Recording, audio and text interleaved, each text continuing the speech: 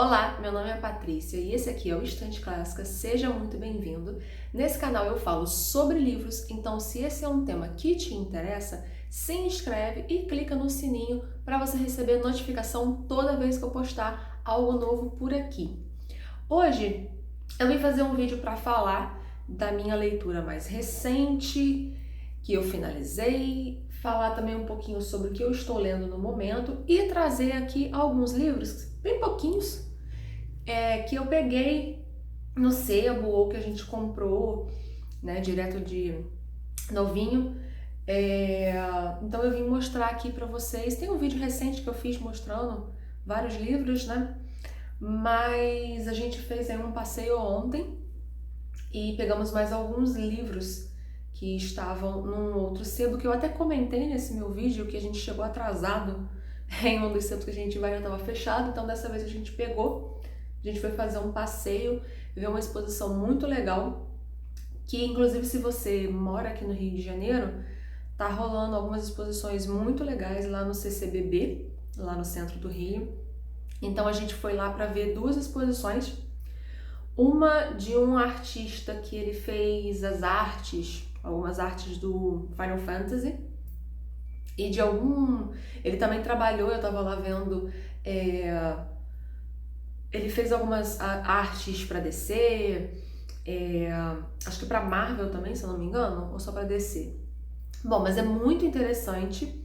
Eu esqueci o nome, não sei o nome agora de cabeça, se eu lembrar eu vou colocar aqui, mas é bem legal. E assim, tem muita coisa diferente porque eu acabei descobrindo lá, não sabia nada, né, sobre esse artista, eu acabei vendo lá algumas experimentações que ele fez. Nossa, ele fez muita coisa diferente, é muito interessante, muito legal. E é gratuito, então se você é do Rio, vai lá ver. A gente foi no sábado, né? Então no sábado funciona, se não me engano, de 9 da manhã às 20, nos outros dias eu não sei, né? E na terça-feira não abre. E além dessa exposição, a gente também viu a exposição do Vitor Muniz, que é um artista brasileiro e que eu tinha visto apenas, eu sei que tem um documentário, se eu não me engano, que se chama Lixo Extraordinário, que eu tenho vontade de assistir esse documentário. Depois de ter ido à exposição, eu quero assistir, estou com mais vontade de assistir. Aqui ele começou fazendo esculturas e ele fez também arte com lixo, não é bem lixo, né? Ele queria realmente fazer com lixo, mas é mais complicado, e aí lá na exposição você consegue ler lá e entender. E aí ele fez com sucata. E ele fez, nesse documentário, mostra o processo de uma dessas artes que ele faz. Então ele vai formando ali uma figura no chão, né, muito grande, e depois ele tira uma fotografia de cima. E, bom, é belíssimo, gente. Então lá você vê essas fotografias, né, impressas, e tem cada coisa que ele fez. Não só com sucata, mas com comida. Então tem lá uma que eu lembro que é feita com feijão, uma outra que é feita com macarrão, algumas feitas com diamantes, com restos de papel ali, de dinheiro que ele pegou da Casa da Moeda. Então, tanto aqui no Brasil quanto nos Estados Unidos. Então, assim, é muito interessante, tem muita coisa diferente, tem umas esculturas também. E também tá acontecendo essa exposição lá no CCBB, também gratuita.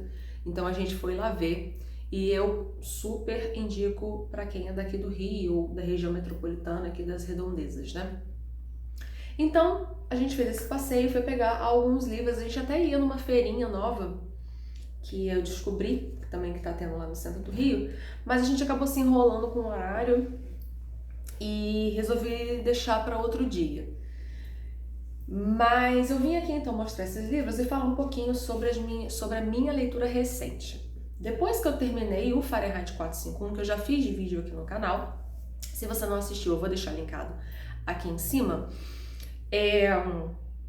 que foi uma leitura que eu adorei. É um livro bem fininho e eu fiquei pensando o que eu ia ler. Eu tô aí com essa proposta de ler alguns livros mais grossos, né, alguns calhamaços da minha estante, Então por isso que eu li também o David Copperfield. E se você também não viu, eu também vou deixar linkado aqui em cima. Mas eu confesso que talvez o David Copperfield tenha me tenha me travado um pouco, porque eu tava esperando, acho que muita coisa do livro, não sei. Ele não atingiu esse patamar, né, que eu estava esperando. Eu tô um pouquinho meio, qual calhamaço que eu pego agora, né, e tô meio, tá sendo difícil de escolher os autores aí que eu quero. Também tem muita coisa acontecendo, né, na minha vida. E aí eu resolvi então ler um brasileiro, que é um livro que eu também já mostrei aqui no canal e que a gente pegou baratinho no sebo, a gente pegou por R$19 e que eu achei a ideia muito boa e eu queria ler, eu falei assim, eu quero ver então algo diferente, né? É uma literatura contemporânea, que é o Vento de Queimada, do André de Leones. E foi uma leitura boa. Eu li rapidinho, assim, eu li em 2 semanas, não acho que foi muito longo, né? É um livro grosso. Então ele é um livro que tem 514 páginas, então ele é grossinho. E ele é um livro grande, assim, ele é maior do que os livros que a gente está acostumado, né, a pegar. Então aqui, ó, pode ver que ele é maior, é recorde, né?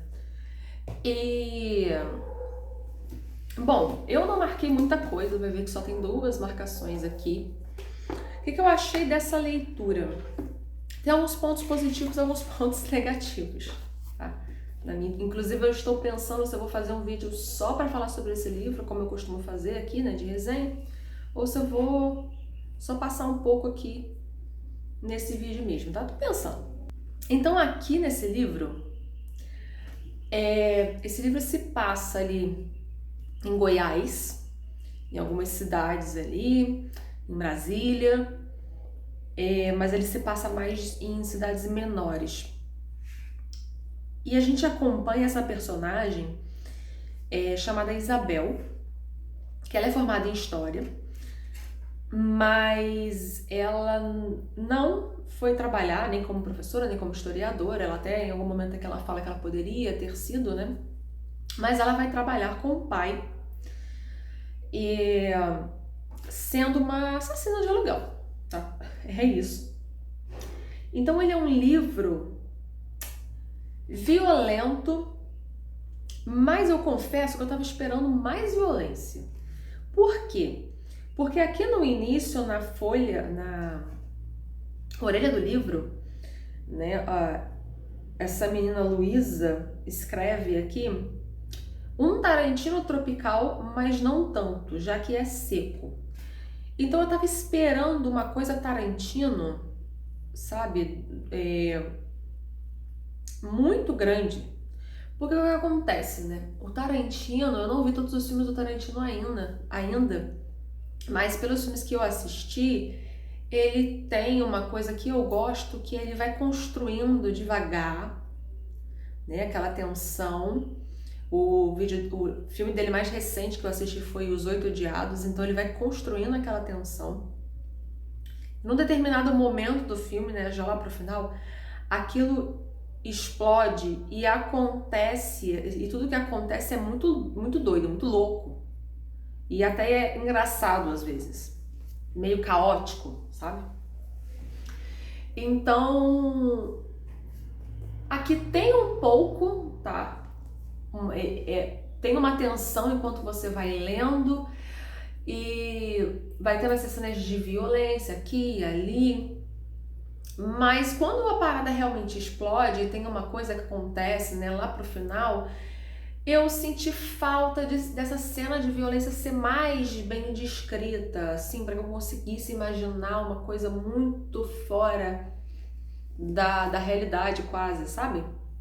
Uma coisa meio absurda como o Tarantino faz, ou absurdo e caótico também como os filmes dos irmãos Coen, né, que tem uma coisa meio caótica assim de você das coisas acontecerem meio que parece que é sem motivo, uma coisa meio maluca, mas por que isso aconteceu? O negócio só acontece e puxa outro e vai virando uma maluquice. Então, assim, de ponto positivo, eu gostei da ambientação do livro, num geral, tá? Então, de você ver essas cidadezinhas, de você sentir que você realmente tá, apesar de eu não conhecer a região centro-oeste, de você sentir que você tá no Brasil, eu gostei. Eu gostei também dessa coragem mesmo do autor de escrever uma coisa bem diferente do que a gente está acostumado a ver, tá? Principalmente em literatura contemporânea brasileira. Então aqui essa história ela se passa em 1983, que já é no finalzinho ali da ditadura, né? Então tem essa questão da ditadura aqui no livro. Eu gostei da forma dele contar a história, que não é linear. Então você começa num determinado mês, a junho de 83, depois ele pula para agosto, depois ele volta e conta o que aconteceu em julho. Além da Isabel vai ter um outro personagem, então tem uma parte que essa história vai mudar o foco narrativo e vai ser o outro personagem, né, do ponto de vista dele ali, o que está acontecendo com ele. Então tem essa construção que eu achei interessante, essa forma de contar. Eu gostei de alguns diálogos, eu não vou dizer, né, de todos os diálogos, mas eu gostei de alguns, porque tem outros diálogos aqui que eu não acho tão verossímeis assim, porque tem uns poucos diálogos que são filosóficos demais, sabe? Que você dá a sensação de que não é o personagem que tá falando, mas é o autor te contando algo. Mas assim, tem alguns que são bem divertidos e que parecem mais naturais ali. E tem uma certa... Esse estilo de escrita do autor tem uma certa experimentação também na forma de construir aqui, na forma de escrever mesmo. Eu tô falando, nem é pra estar falando muito, porque não é o foco desse vídeo fazer a resenha. Mas assim, tem uma confusão também inicial, então você fica confuso, sem entender direito o que está acontecendo. O jeito de escrever do autor também, ele tem um estilo ali, ele usa um pouco de fluxo de consciência, mas ele também tem um jeito de escrever diferente ali. E eu gosto também quando as coisas começam a se desenrolar, tá? Lá pro final do livro você vai entendendo melhor. Mas assim, de ponto negativo, eu não gostei de como o livro termina, não gostei do final. Achei até um pouco brega ou piegas. E, como eu falei, alguns diálogos são filosóficos demais. E também tem algumas coisas que são explicadas demais, ou até elas são explicadas de novo. Já foi falado e aí fala exatamente a mesma coisa de novo, e você fica meio assim, tá, já entendi, né? Mas eu gostei do livro, eu indico, eu acho que é uma boa leitura, é interessante, sabe? A gente ver até autores brasileiros recentes e ver coisas diferentes. Então eu indico a leitura e eu quero até ler, não sei se vai ser esse ano ainda, mas eu quero ler o outro livro dele que eu tenho aqui, que é mais fino que esse, mas é o livro mais recente dele e que, pelo que eu entendi, que eu vi algumas pessoas comentando, ele é um pouco mais complicado porque ele tem uma narração, ele tem uma estrutura bem fragmentada, tá? Mas eu fiquei curiosa. Bom, e aí antes de eu falar da minha leitura do momento, da leitura que eu estou fazendo, deixa eu falar então dos livros que a gente pegou. Então aqui tem mais livro do meu marido do que meu. Porque eu já falei aqui que eu tô sem rede social, né? Quero dar uma afastada. E então eu não fico mais vendo o que os sebos que eu sigo, né? Os sebos que eu gosto, o que eles postam. Então eu não fico pedindo muito livro. Mas a gente foi buscar na livraria 3 livros que o meu marido deixou lá. Então o primeiro é do Ítalo Calvino, Se um Viajante numa Noite de Inverno. Esse livro aqui. E aí, gente, eu já tentei ler o Calvino com os Cidades Invisíveis, que é um livro fininho, né, que eu tenho aqui, mas eu não terminei porque eu não entendi foi nada, tá? Pra ser bem sincera. E aí eu acho que eu vou tentar ler esse daqui, pra ver o que eu acho. Quem sabe, futuramente pegar o outro, tá? Então esse daqui, ó, ele tá dizendo aqui atrás, este romance que está em suas mãos é uma obra-prima de engenhosidade, humor e inteligência. Ele contém histórias de amor, suspense, conflito, mistério, erotismo, filosofia, guerra, realismo fantástico. É um daqueles livros que mantém viva a expectativa criada desde o início e obriga o leitor a continuar a leitura, na busca da satisfação plena do fim. Mas cuidado, leitor amigo! Estes 300 gramas de papel impresso podem ser traiçoeiros, levá-lo por caminhos angustiantes e deixá-lo com grandes frustrações. Não como um campo minado, são como um campo minado. Avance atento, perceba o jogo de espelhos, fique de olho nos detalhes para conseguir chegar ao gozo final. E aí eu achei interessante que aqui está dizendo que ele foi publicado em 79. E aí o personagem, deixa eu achar aqui, ó, no caso, para tanto faz do próprio leitor seu personagem principal, cuja grande missão é ler romances. E tal como você, leitor, ele entra numa livraria e compra este livro, Se um Viajante numa Noite de Inverno. A história é fascinante, cheia de mistério e expectativa, mas se interrompe por volta da página 30. Há um erro de encadernação. O livro só contém essas 30 páginas repetidas até o fim. É preciso voltar à livraria e trocar o exemplar para prosseguir a leitura. Eu achei muito interessante, tá? Então a gente já tem essas 30 páginas que vão se repetindo. Vamos ver, tá? Então tá aqui o Calvino. Além desse livro do Calvino, a gente pegou um aqui que é de não ficção, que é do William Vollmann, que é o autor do Central Europa, que a gente já tem aqui. Mas esse daqui é uma não ficção, porque vocês são pobres. Então ele é um livro em que o escritor ele resolveu percorrer, né? Tá dizendo aqui, entre 1992 e 2005, o jornalista e escritor norte-americano William Vollmann percorreu diversos países em busca de uma resposta para a simples e enfática pergunta: por que você é pobre? Numa mescla de literatura de viagem e ensaio, Por que Vocês São Pobres permite aos pobres, objetos de tantas análises sociológicas, políticas e antropológicas, responderem por si mesmos e explicarem, com seus próprios jargões culturais, sociais e religiosos, as causas e as consequências da situação em que vivem. Então parece bem interessante também. Tem algumas fotografias aqui atrás. Tirou? E é isso, então. Por que Vocês São Pobres. Outro também que estava lá, que a gente foi buscar, é Os Detetives Selvagens do Bolanho. A gente tem aqui o 2666 dele.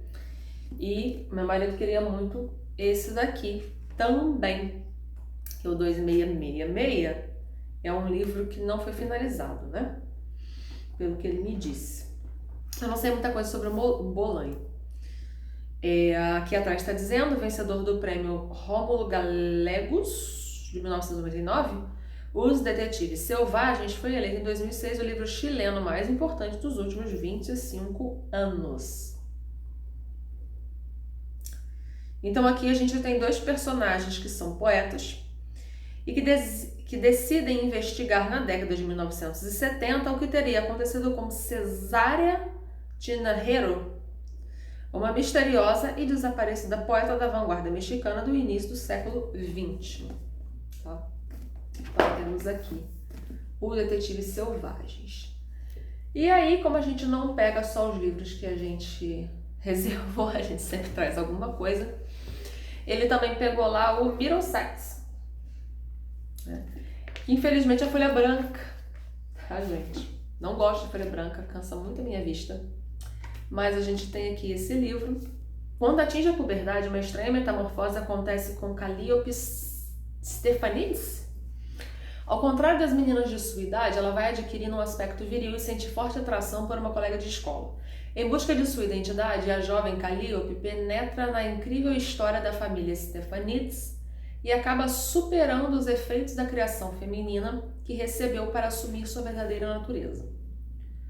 Com extrema habilidade, Eugênides se coloca na posição de uma menina, Kali, e de um homem, Cal. Consegue transcender os estereótipos sexuais e fazer de Middlesex um livro engraçado, melancólico e belíssimamente escrito. Um exemplo admirável de prosa contemporânea. É um livro grandinho, mais de 500 páginas. Mas está aqui.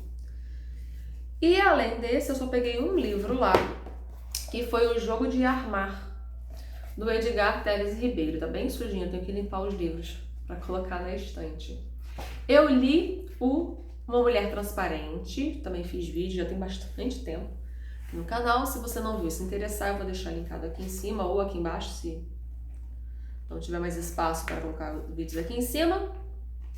E esse daqui tá dizendo que é um casal, tá, gente? Então, como ocorre com algumas das obras de Edgar Telles Ribeiro, o escritor assume as vestes do personagem e sobe em cena. Desta feita, contudo, vamos achá-lo em um apartamento carioca no qual há décadas reside com a mulher. Apesar do cenário falsamente claustrofóbico, o livro voa como um pássaro, que nem por isso deixa de lidar com suas gaiolas. Por seu lado, nosso autor corre atrás de suas frases, com a persistência de um escultor atracado à sua pedra de mármore mais escorregadia. Lidamos com um homem às voltas com textos que nem sempre domina ou deseja dominar, e nos quais, por consequência, se deixa enredar, empenhado em resgatar memórias que resistem a seu assédio ou o tomam de assalto. Entrega-se ao processo como se cúmplice fosse de seus enredos, dos quais por vezes também é vítima, mas sempre talhando sua pedra e com ela dialogando. Um delicado humor permeia as situações e ajuda a compor a refinada costura do livro. Nessa incursão, entremeada de referências ocasionais a seu passado, o personagem conta com uma baliza permanente, a presença discreta de sua mulher. Mais do que uma parceria, eles formam um todo. Ela jornalista, depois fotógrafa, ele músico, depois escritor. Em séculos anteriores teriam sido saltimbancos e vivido ao ar livre, percorrendo vilarejos de circo em circo. Ao final, o casal embarcará em uma aventura singular, quando as grades emocionais desaparecem por completo e os dois personagens dão início a uma viagem sem fim. Bom, 120 páginas, tá, gente? Então, esses foram os livros que a gente pegou lá e teve alguns que chegaram aqui. Então, tem um livro que meu marido comprou, acho que foi no Amazon, e chegou o Pornopopeia, do Reinaldo Moraes. Livro bem grossinho, e tá dizendo aqui: o ex-cineasta marginal e dependente químico José Carlos Ribeiro, o Zeca, tem um único longa-metragem em seu currículo, intitulado Holisticofrenia. Foi rodado sem recorrer à verba oficial ou à renúncia fiscal. A única renúncia no filme foi a lógica, diz o protagonista. Agora, para sobreviver, ele precisa se dedicar à produção de vídeos promocionais sem nenhum compromisso com o bom gosto ou a criatividade. Empacado em um projeto sobre embutidos de frango, ele acaba mergulhando numa jornada desregrada de proporções épicas narradas com um texto fluido, inquieto, sempre em movimento e com muito senso de humor. Na contramão dos personagens tradicionais, Zeca não está atrás de redenção ou disposto a se transformar. Na maior parte do tempo quer muito sexo, muitas drogas e mais nada. Não enxerga o ontem nem o amanhã, só o agora. Pornopopeia é uma experiência única pela forma como o autor domina o texto e pela sua atualidade. O romance foi publicado em 2009, mas continua a produzir o mesmo impacto. É um marco na ficção contemporânea. E por último, 2 livros que eu comprei no Amazon também. Então, primeiro esse livro fininho aqui, do Byung-Chul Han, que é um sociólogo, acho que ele é sociólogo também, né? Ou só filósofo? Filósofo da Coreia, e que ele escreveu, tem vários ensaios dele aí, publicados assim em formato de livrinho, né?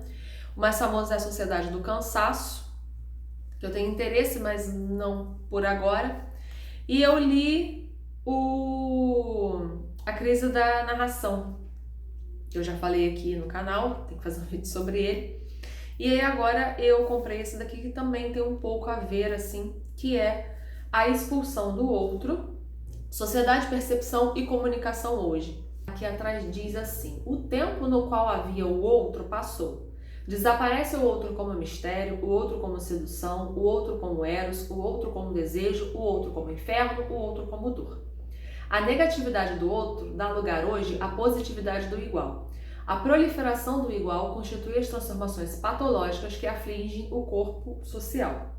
Não privação e proibição, mas sobrecomunicação e sobreconsumo. Não repressão e negação, mas permissividade e afirmação o adoecem.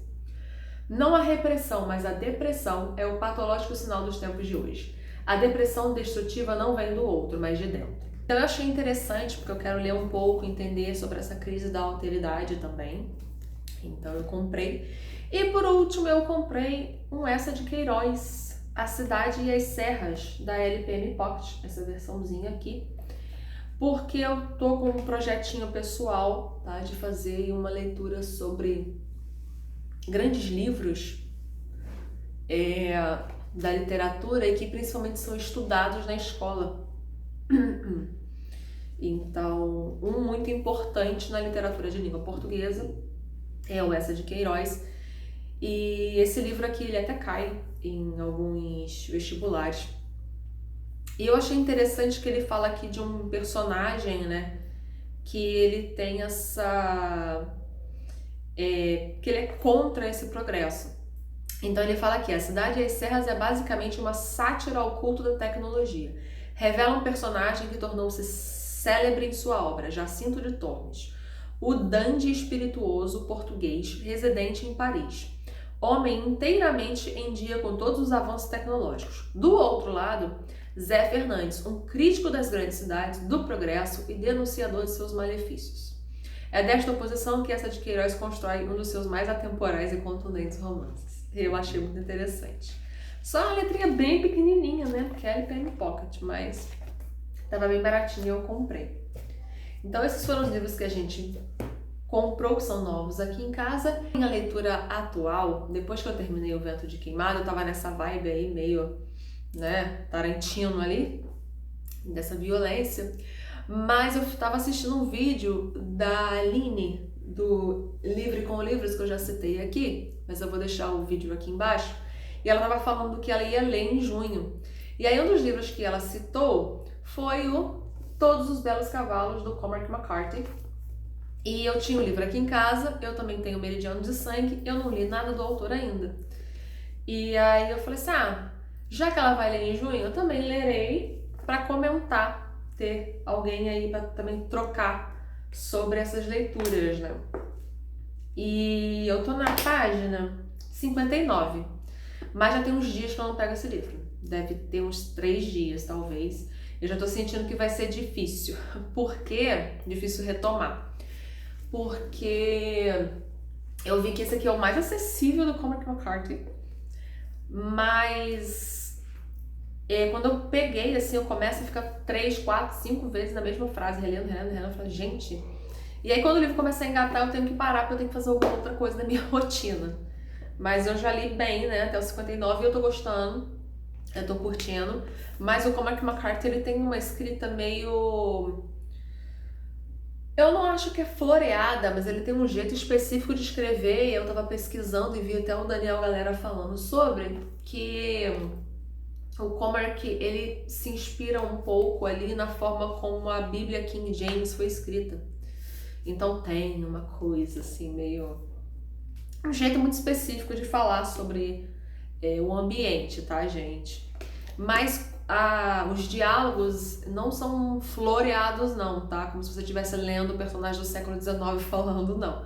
Os personagens, eles falam de forma normal uns com os outros. Então eu tô gostando, tô achando interessante, eu achei a ideia também do livro interessante, né? Esse menino aqui que a gente vai acompanhando. E é o primeiro volume de uma trilogia chamada Trilogia da Fronteira. Então vamos ver, tá? Tô gostando. E essa aqui então é a minha leitura do momento. E você? O que você tá lendo por aí? O que você comprou de novo? Como é que foram as suas leituras de maio? O que você tá pensando em ler em junho, né? Junho já começou. E é isso. Se você gostou desse vídeo, deixa o seu like, comenta aqui embaixo, vamos conversar. E vejo você no próximo vídeo. Tchau, tchau!